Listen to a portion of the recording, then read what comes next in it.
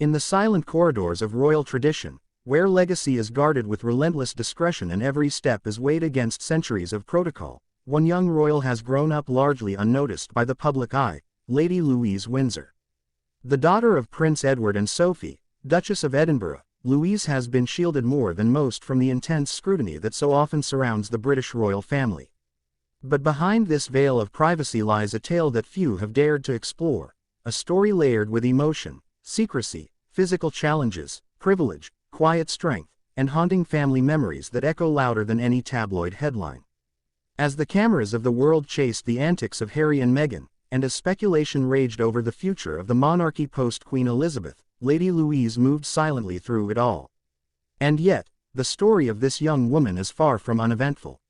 In fact, the hidden truths surrounding her life paint a portrait of a royal existence unlike any other, a life shaped by trauma at birth, overshadowed by generational duty, marked by a unique disability, and caught between royal tradition and modern self-determination.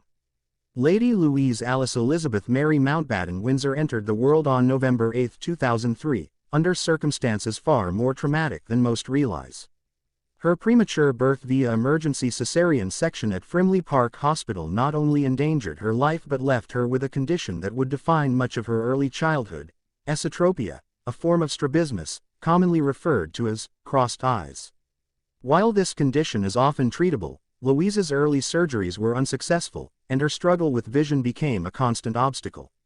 It would take until 2014, more than a decade after her birth, before her final surgery succeeded in correcting her eyesight. This wasn't just a cosmetic issue. It affected how she saw the world, quite literally, during her formative years.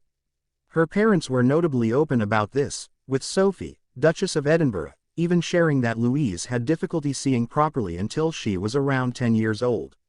Imagine growing up within the world's most scrutinized family while visually impaired, constantly compared to your royal cousins and siblings, and yet having to quietly navigate your own challenges without complaint. This silent burden went largely unreported by the media at the time, a hidden horror in a world that so often focuses on pomp and spectacle. And yet, there's more. Perhaps one of the most chilling and heartbreaking shadows cast over Louise's life is tied to her early connection with her grandfather, Prince Philip. The late Duke of Edinburgh was reportedly particularly fond of Louise, who shared his passion for carriage driving. After his retirement from public duties, Prince Philip would often spend time mentoring Louise in the equestrian sport he so loved. To those in royal circles, it was clear that the bond between grandfather and granddaughter was special, more than ceremonial. And so, when Prince Philip passed away in 2021, just shy of his 100th birthday, the impact on Louise was immense. But what many don't know is that in the weeks leading up to Philip's death, Louise had grown incredibly close to him. Her carriage driving skills had improved significantly under his private tutelage, and royal insiders have hinted at private moments of deep reflection, lessons in resilience, and even Philip's quiet hopes for Louise to carry on the tradition. When she drove his carriage during his funeral procession, a moment many found both moving and mysterious, it wasn't just an honor. It was the culmination of years of quiet training, emotional bonding, and an unspoken generational passing of the torch. And yet, none of this was ever officially acknowledged in royal press releases. It was simply there. Another moment of quiet dignity in a life full of hidden strength. Louise's relationship with her mother, Sophie, has also been both powerful and complicated. Sophie, often regarded as one of the most down-to-earth members of the royal family, has raised Louise and her brother, James, in what has been described as an unusually normal, royal environment. No boarding school, no social media extravagance, no press-driven photo ops. But beneath this image of calm modern parenting lies a mother's relentless fight for her daughter's well-being. Sophie once broke down in tears during a rare interview when speaking of Louise's traumatic birth. That moment, rarely referenced in royal documentation, offered a rare glimpse into the emotional depth and maternal fear that defined the early years of Lady Louise's life. There's also something eerie about how Louise's royal status has been managed. Technically, she is entitled to be styled as Her Royal Highness Princess Louise of Edinburgh. But her parents declined the HRH title at birth, choosing to raise her as a normal child. Louise herself has since reportedly expressed contentment with this decision, but here's the twist. Upon turning 18, she was given the option to adopt her royal title formally. And she didn't. Why? Was it personal choice, pressure, or an understanding that taking on that title meant stepping into a world her parents had deliberately tried to keep her away from?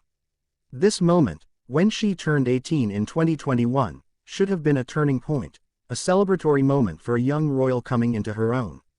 But instead, it passed with minimal public fanfare, cloaked in silence.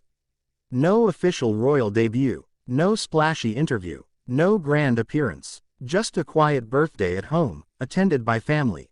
And that, in itself, speaks volumes about the degree to which Lady Louise has been kept hidden from, or perhaps protected from, the very world she was born into. In fact, the more you examine Louise's royal existence, the more it begins to resemble a story of quiet isolation, punctuated by brief moments of public spectacle. Take, for instance, her sudden prominence during the Platinum Jubilee and Queen Elizabeth II's funeral events. During both occasions, viewers were struck by her composure, her dignity, and her surprising poise. But few realized that behind that grace was a girl who had been deliberately prepared for such moments, not by public relations consultants, but by a lifetime of being groomed in the shadows. But perhaps the most chilling aspect of Lady Louise's story is how invisible she has been allowed, or made, to be. She is the first grandchild of Queen Elizabeth II and Prince Philip, and yet her name barely registers in headlines compared to other royal grandchildren. While Princess Charlotte and Prince George are splashed across news feeds, and even Archie and Lilibet dominate international attention, Louise remains an enigma. And that raises unsettling questions. Has she been hidden to protect her? Or hidden because the institution sees her as expendable? This is a question that digs into the heart of how the monarchy operates. Louise is unlikely to ever sit on the throne. She holds no working royal title. She's not part of the active royal rota. And yet, she has participated in more royal ceremonies than Meghan Markle in the past 5 years. This contradiction is not only ironic, it's deeply revealing of a royal structure that continues to make decisions based on optics, history, and control. Another curious piece of the puzzle is Louise's university life. In 2022, she enrolled at the University of St. Andrews, the same university where Prince William met Kate Middleton. But unlike William and Kate, whose courtship dominated headlines, Louise's time at the university has gone virtually unreported. No paparazzi shots, no viral posts, no scandals, and that, too, feels deliberate. It's as if the press has been asked to turn a blind eye. But why? Is it respect, or silence enforced? The truth may be a blend of both. Because in Louise's story lies a disturbing but fascinating narrative, the idea that in modern royalty, the most terrifying fate might not be scandal, but obscurity. To be born royal and yet hidden. To be loved, yet kept from view. To be respected, but never acknowledged. This haunting contradiction runs through every chapter of Louise's life. And still, despite all this, Lady Louise Windsor carries herself with unshakable grace. She is not seeking the spotlight. She is not chasing approval. She is not exploiting her birthright. Instead, she appears to be carving her own path, quietly, thoughtfully, and with a kind of internal strength that is rarely seen in any public figure, let alone a teenage royal. Perhaps that is the most horrifying truth of all. That this young woman, born into one of the world's most powerful families, has lived a life marked by hidden trauma, silent expectations, and invisibility, and yet, she remains one of the most stable, respectful, and grounded individuals of her generation.